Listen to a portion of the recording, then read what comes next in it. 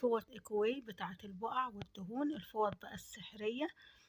جاية لكم النهاردة بريفيو بقى جميل جدا، وان شاء الله تجربوها وتعجبكم. ده ريفيو كده عن الفوط بتاعة اكواي بتاعة الدهون والبقع. ده كده البوتاجاز بعد ما نضفناه بفوط الدهون، واسيبكم بقى مع الريفيو.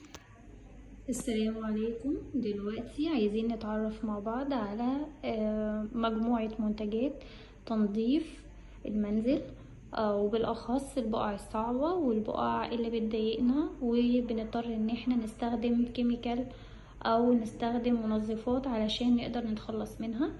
ايكوواي وفرت لنا مجموعة ممتازة جدا من المنتجات.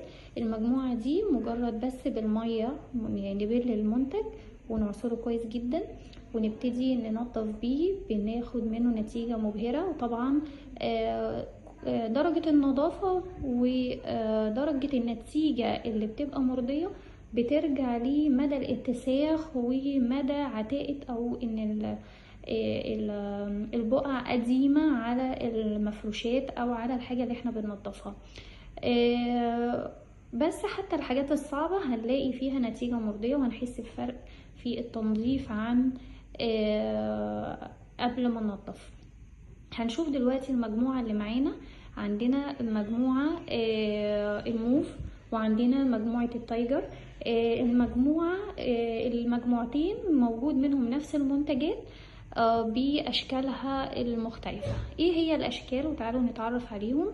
عندنا فوطة ذات الجانبين، وجه خشن ووجه ناعم. الوجه الخشن بنستخدمه في تنظيف الحاجات الصعبة والحاجات اللي هي محتاجة دعك شديد، والوجه الناعم للحاجات والمفروشات الحساسة والمطابخ. أغلب المطابخ دلوقتي بقت من خامات حساسة شوية وفيها بلاستيك أو فيها أكريليك، فالخامة الناعمة بتخليني مطمنة وأنا بدعك بيها. وفي نفس الوقت هي طرية مش مبطنة، ما فيهاش سبونشة، فبحس ان هي سهلة في الاستخدام، طرية كده وتدخل معايا في التفاصيل الدقيقة. ونفس الفكرة في التايجر، نفس الفكرة بس اختلاف اللون. عندنا الموف المجموعة الثلاثية، في عندنا منها برضو الموف واللون التايجر. الفكرة انه هو خشن من الوجهين، اسمها ثلاثية لان هي بتطبق 3 زي المطوية. عندي الوجهين خشن، بقدر ان انا كل ما وجهي يتوسخ مني ابدل لحد ما استخدم الوجه اللي بعده والوجه اللي بعده، بخلص بقدر اغسلها وترجع زي ما كانت.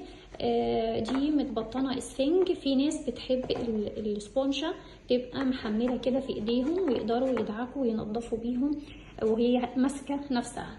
ده الفرق ما بينها وما بين ذات الجانبين، ان واحده طريه وواحده ماسكه نفسها مبطنة. فده بيرجع برضو لراحة الاستخدام، ولكن هما نفس الوظيفة في إزالة البقع الصعبة. الأورنج زيها بالظبط، وجهين خشن. بعدين عندنا القرص. في بعض الناس بتحب تستخدم حاجة صغنونة في ايديها، وممكن تقول بدل ما اجيب فوطة لكل حاجة انا ممكن اجيب اكتر من قرص اوظفهم لحاجات مختلفة، مثلا حاجة للمطبخ، حاجة للمفروشات، حاجة للأحذية والكوتشيهات.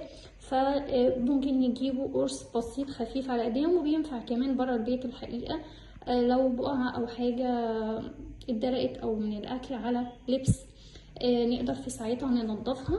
بيسعف معانا لانه خفيف في الشنطة للخروج برا البيت والرحلات والمصايف والكلام ده. برضو متاح منه اللون الجديد اللي هو اللون التايجر. كمان اتوفر قفاز من نفس المجموعة، قفاز الموف ده اهو. كل الفكرة ان احنا نقدر نلبسه، لان في ناس ما بتحبش تبقى ايديها باينة او ايديها متبهدلة وهي بتنظف، فالقفاز بيوفر الكلام ده كله وبيبقى مغطي الايد. نقدر نلبسه في الايد اليمين او في الايد الشمال، لان الوجهين خشن، فنقدر نبدل على الايدين لو ايدينا تعبت، او الناس اللي هي ايمن وايسر وكلام من ده، فمش هتجد صعوبة في استخدام القفاز.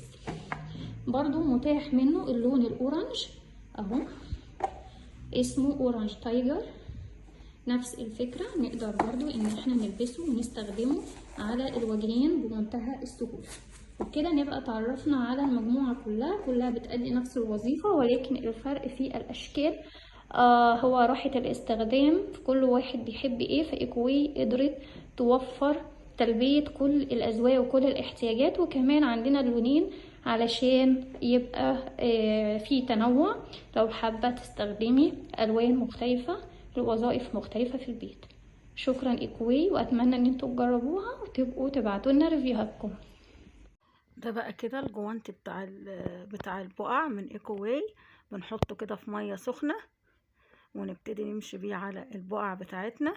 بتنضف بكل سهولة على الانتريهات، على السجاد، على اي حاجة عندنا فيها بقع، المراتب. وهسيب لكم لينك طنط فاطمة وارقام التليفونات بتاعتها في اول تعليق مثبت. بصوا الجوانت ده يا جماعة رهيب جدا جدا. دي منتجات إيكوواي تكملة لسلسلة إيكوواي. بحبكم جدا يا اجمل متابعين في الدنيا، رب تستفيدوا منها الفوط وتقولوا لها جايين من قناة امل في المطبخ، هتعمل لكم عروض حلوة وخصومات زي ما انتوا شايفين كده. بحبكم جدا يا اجمل متابعين.